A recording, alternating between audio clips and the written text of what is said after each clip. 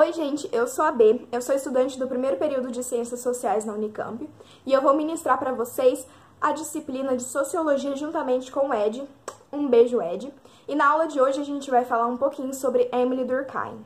Émile Durkheim, ele é conhecido como pai da sociologia. Ele tem uma vasta teoria sociológica, mas hoje a gente vai focar nas principais características dele para o Enem. A primeira coisa que você tem que saber sobre Émile Durkheim é que, juntamente com o Comte, ele foi um dos pioneiros no estudo da sociedade. Só que ele é conhecido como pai da sociologia e não o Comte, porque ele foi o primeiro a propor um método de estudos da sociedade. E esse método eram os fatos sociais.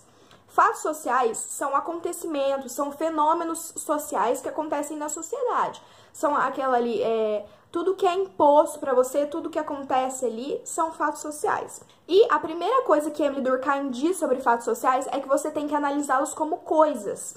O que isso significa? Significa que quando você vai analisar fatos sociais, você tem que se desprender de preconceitos. Você tem que chegar lá sem ideologias, sem preconceitos, sem pensamentos anteriores à análise do fato social. Você vai pegar ele cru, você vai analisar o fato social cru. E outra coisa muito importante para saber sobre Émile Durkheim, ao contrário de Comte, ele dizia que a sociedade molda o indivíduo, e não o indivíduo molda a sociedade.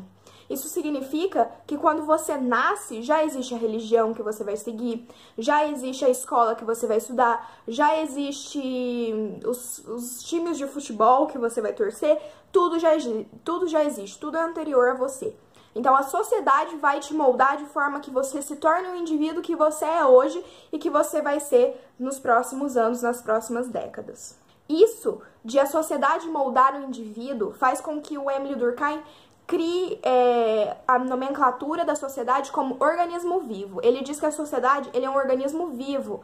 Ela tem vida própria, ela se molda da forma que ela quer e ela que vai moldar o indivíduo. Então, é como se ela fosse viva, é como se ela fosse um organismo moldando tudo a seu redor. E aí, quando Émile Durkheim vai analisar os fatos sociais, ele diz que os fatos sociais têm 3 características importantes. A primeira característica é exterioridade. Isso significa que o fato social, ele acontece fora do indivíduo, ele acontece, ele é externo ao indivíduo. Por exemplo, sua religião, ela é externa a você na medida em que quando você nasceu, por exemplo, se você é católico, provavelmente a sua família te batizou na igreja católica, provavelmente a sua família te levou para a igreja durante seus primeiros anos de vida. E isso quer dizer que o fato social dessa religião, ele é exterior a você, porque não foi você que escolheu isso. Foram pessoas que escolheram isso pra você antes.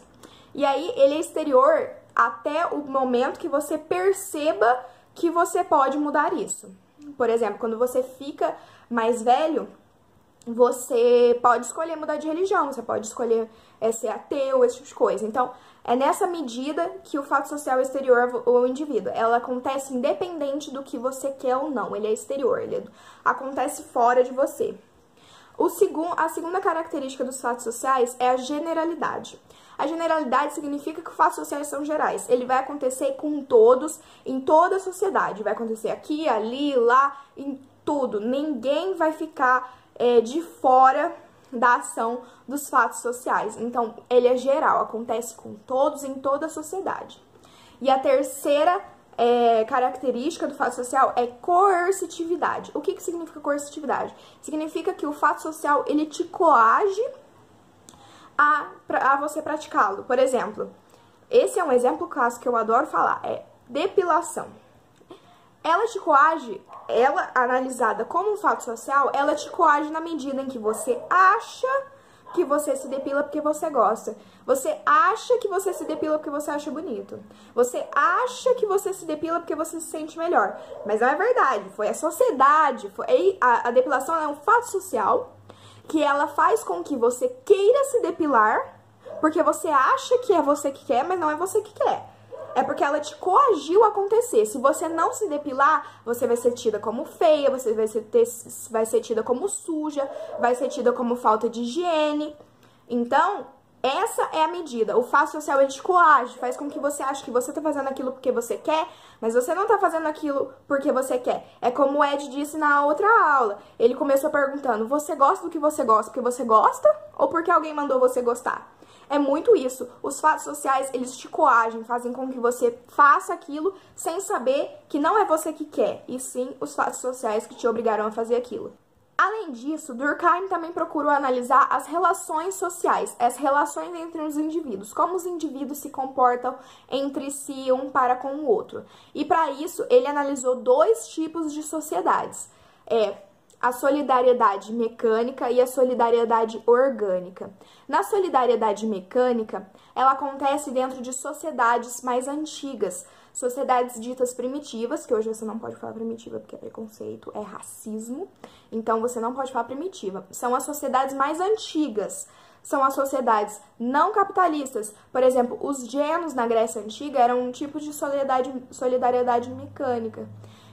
O que acontece?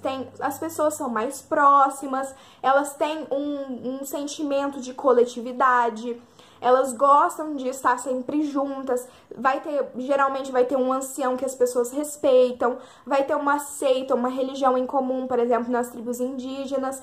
Então, é aquela sociedade, a solidariedade mecânica acontece naquelas sociedades que são mais próximas, que são mais coletivas, que são mais unidas, geralmente grandes famílias, geralmente tribos em que todos são parentes, esse tipo de coisa.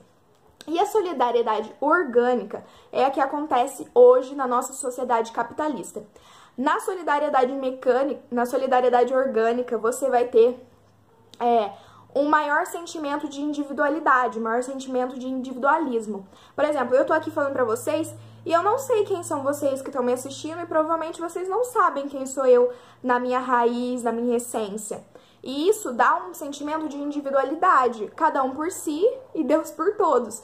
Você tá ali andando na rua, você não conhece quem você tá andando perto, você não conhece o Uber que você pega, você não é uma religião geral para todo mundo, cada um tem a sua religião, cada um acredita em uma coisa ou não acredita em nada. Então é uma coisa mais individual. E para finalizar, a gente vai falar dos tipos de suicídio segundo Durkheim. Na época em que o Durkheim falou sobre suicídios, ele dizia que os suicídios iam entrar muito na moda em breve, e foi o que realmente aconteceu. Hoje em dia, na modernidade líquida, acontecem muitos suicídios, então ele decidiu analisar, segundo 3 características, o suicídio. O primeiro tipo de suicídio que Durkheim analisou foi o suicídio anômico. Anômico vem do estado de anomia, que também foi uma teoria que Durkheim citou nas obras dele. O suicídio anômico acontece num estado de anomia, isso significa um estado de crise. Pode ser uma crise política, pode ser uma guerra, pode ser uma revolução. Por exemplo, os suicídios que aconteceram na crise de 29 foi um exemplo de suicídio anômico, todo mundo perdeu muito dinheiro, uma crise econômica terrível e as pessoas se suicidaram. Aqui no Brasil, em 92, na época do impeachment do Fernando Collor, que a inflação subiu lá em cima, também houve muito índice de suicídio no Brasil, então também foi caracterizado como suicídio anômico. O segundo tipo de suicídio que Durkheim fala é o suicídio egoísta. O que é o suicídio egoísta? É o suicídio que mais acontece diariamente. É o suicídio que acontece quando você não se sente parte da sociedade, quando você se sente deslocado, quando você se sente triste por não se sentir bem dentro da sociedade. Esse é o suicídio egoísta. E o terceiro tipo de suicídio é o suicídio altruísta, que também a gente vê acontecer muito, principalmente no Oriente Médio. O suicídio altruísta é aquele feito por uma pátria, em prol de uma ideologia, em prol de uma crença, em prol de uma seita. É aquele suicídio que é cometido pelos homens-bomba. Eles se botam uma bomba, se explodem, se matam em prol do que eles acreditam, em prol do islamismo, em prol da Al-Qaeda, em prol da sociedade terrorista a qual eles pertencem. Então, esse é o suicídio altruísta. Bom, gente, só para relembrar o que a gente viu hoje, a gente viu fatos sociais, as suas 3 características, exterioridade, coercitividade, generalidade. A gente viu 2 tipos de relações sociais em diferentes sociedades, que é a solidariedade mecânica, que acontece em sociedades antigas, e a solidariedade orgânica, que acontece nas sociedades atuais capitalistas. E depois a gente viu 3 tipos de suicídio: suicídio anômico, suicídio egoísta e suicídio altruísta. Então é isso, pessoal. Espero que vocês tenham entendido, espero que vocês tenham gostado. Se vocês ficaram com alguma dúvida, deixa aqui nos comentários ou deixa lá na caixinha que a gente vai deixar nos stories. E mande a sua pergunta, se você quiser, mande um e-mail, enfim. Exteriorize a sua dúvida da forma que você preferir.